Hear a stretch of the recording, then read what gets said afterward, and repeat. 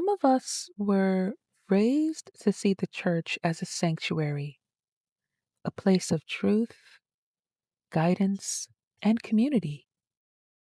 And yet, sometimes the sanctuary feels more like a stage, and the shepherds are wolves in sheep's clothing. Welcome back to Opinions of a Social Outcast. I'm your host, Oso, just one voice talking into the void, saying the things I usually keep to myself. Thanks for showing up.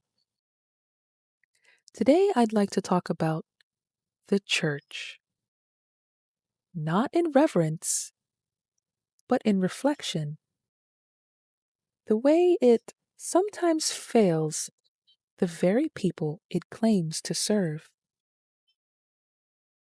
I remember standing on stage as a singer on the praise and worship team a few years ago. My voice was lifted in song, but even as I sang, I felt invisible. I went to church with my children, without my husband, and I noticed the subtle ways the community reacted.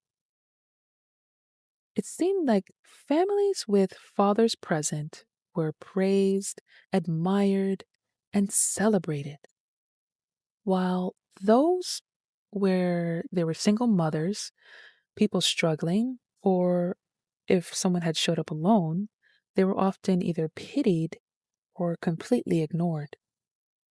The faith that was supposed to be inclusive felt exclusive, and the very place meant to welcome all often measured worth by appearance, status, or family unit.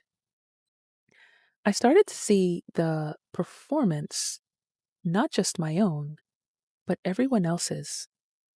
Faith became a show with applause for those who fit the mold and silence for those who didn't. And then there were the leaders. The pastor would preach about giving one's life to God and giving money. Yet he lived in abundance, houses, cars, and trips overseas. Meanwhile, the people there in the pews were struggling to survive and were often left unseen. I remember one woman crying through an entire service, ignored by the very person who preached compassion. And at the time, the church was celebrating raising funds for an orphanage in another country. There's nothing wrong with helping others, but when you ignore the pain at home while displaying virtue abroad, you start to see a disconnect, a performance, not genuine shepherding. It wasn't just the materialism, it was also the moral performance. Some people praised God on Sunday, but for the rest of the week, their actions contradicted everything they had preached from the pulpit. Faith became measured by appearances, the sermon you listened to, the songs you sang, the donations or tithes you gave, but not by how you treated others in everyday life. Real belief isn't about optics. It's about enduring, loving, forgiving, and staying true even when it's inconvenient, even when it's uncomfortable or unseen. I left because I couldn't reconcile what I saw with what I believed. I couldn't cope with pastors who tried to Christianize holidays yet continued traditions not in the Bible. It started to feel performative rather than faithful. They would call it trunk or treat instead of trick or treat, and the celebration of Christmas despite no scriptural support.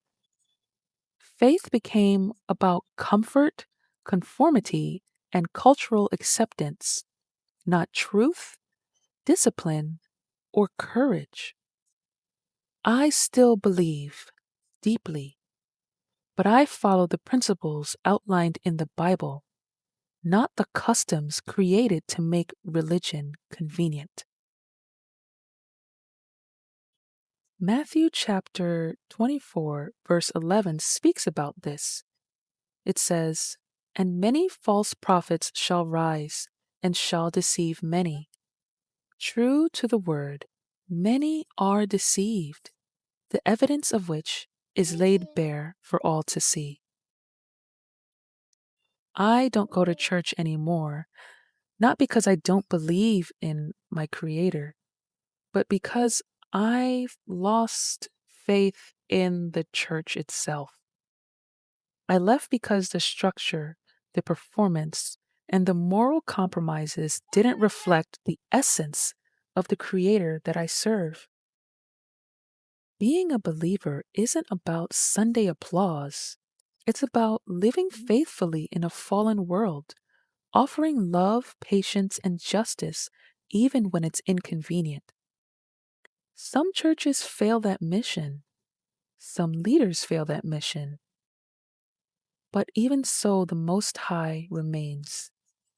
Guidance, strength, and direction are not found in buildings, traditions, or spectacles, but in living with integrity and seeking the Most High in quiet obedience.